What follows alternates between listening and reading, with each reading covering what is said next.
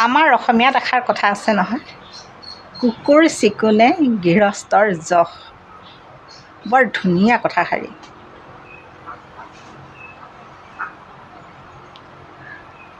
আপোনাৰ ঘৰৰ,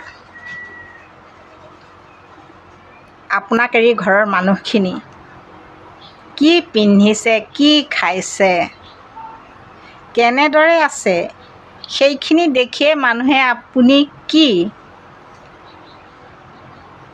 এই কথাষাৰ পটককৈ বুজি পায়।